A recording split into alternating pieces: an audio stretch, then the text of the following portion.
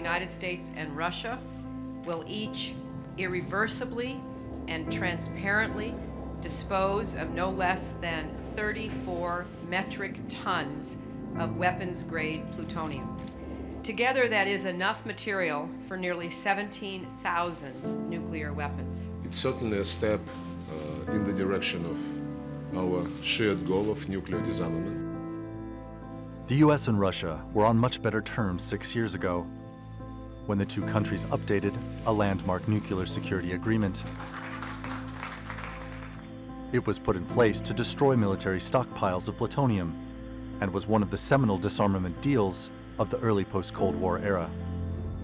Intended as one more step away from a nuclear doomsday, the agreement was also aimed at preventing nuclear materials from falling into the hands of terrorists or rogue states. Now, Russia has withdrawn from it. Russian President Vladimir Putin issued a statement saying Moscow pulled out as a result of unfriendly actions by the US. This is the latest in a series of steps by Russia to end long-standing cooperation on nuclear security and disarmament, including its decision to not participate in the 2016 Nuclear Security Summit and its unwillingness to continue strategic arms control reductions.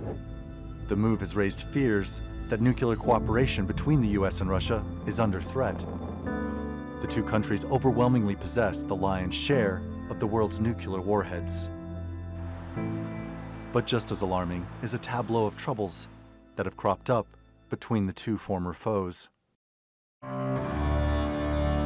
At sea, in the air, in space, and in cyberspace, Russian actors have engaged in challenging international norms.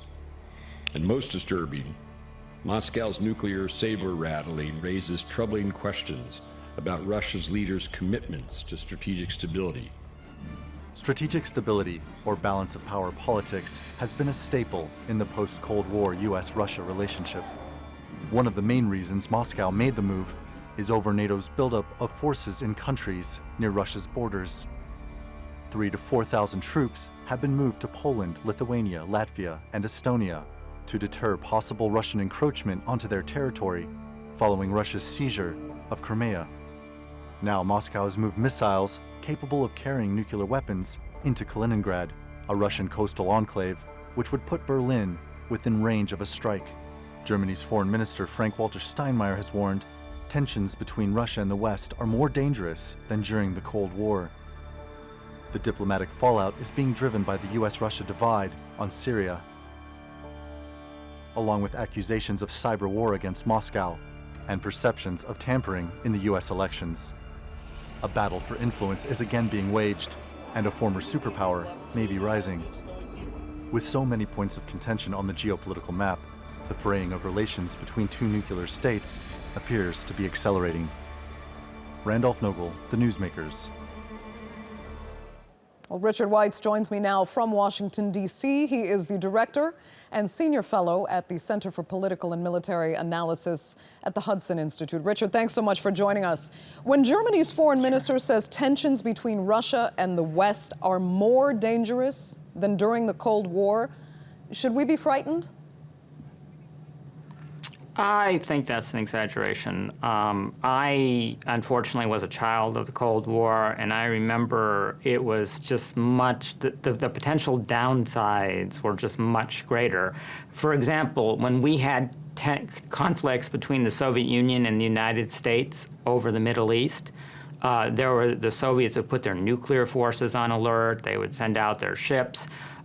There was a real risk of, though low, there was still a real risk of a major world war breaking out every time there was an Israel-Arab conflict. Now, it's just a different magnitude. I mean, there are tensions, there's risk of the shooting down of each other's planes, or more likely just failing to cooperate in achieving joint positive outcomes, such as an end to the war in Syria. But I think it's just not as serious. Still, though, breaking this nuclear deal, I mean, it does sound scary to the general public, because there's always a fear that nuclear material is now going to end up somehow in the wrong hands. Is that a valid concern? Where could all this excess material now ultimately end up? Oh, yes. The most serious danger to international security, to our security, is if some of these terrorist groups, such as those fighting in Syria or Iraq, were to get their hands on a nuclear weapon or something, be able to make one or destroy, be able to detonate a nuclear reactor in a power plant or something like that. That could cause thousands, perhaps millions of deaths. It would devastate the world economy. It would be a total disaster. And we've been working with Russia and other countries to try and strengthen that through the nuclear security covenants and some of these agreements to minimize the amount of nuclear material that's available.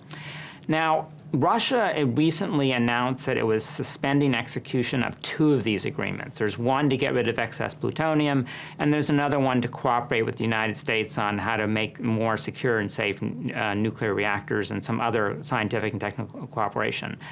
And I'm sure they chose that because it gets a lot of attention, because, as you said, it's nuclear. It's something that's very important to President Obama. But the immediate effects will be small because neither of those agreements were really working. The plutonium disposition agreement was something the U.S. has still struggled to implement, and so Russia was just following the U.S. path, and they said they're still going to get rid of it anyway, just not in cooperation with the U.S., at least for now. And the other one was already suspended by the U.S. sanctions over Russian actions in Ukraine. So the immediate effects are small. I think the longer-term effects could be greater, though. Okay, so when the National Academy of Sciences says that excess fissile material poses a clear and present danger, is that an exaggeration? No, that is correct. I mean, I'm not worried about a nuclear war between Russia and the United States. I do worry a lot about nuclear accidents and especially nuclear terrorism. And that's why until recently, that was an area that was of strong cooperation between Russia, the United States, and other countries. This actually cooperation started weakening earlier this year. As you recall, we had the final nuclear security summit in Washington, and the Russians chose to boycott it. But in each case, such as when they suspend agreements that aren't being fully implemented anyway, or when they skip the nuclear security summit here, they minimize the damage by, for example, they didn't try and get the Chinese or other countries not to attend. They sent an observer. So the impact in all these cases is more symbolic than real so far. So far. Okay, Richard Weitz, we're going to have to leave it there. Thanks so much for joining us, as always, on the Newsmakers.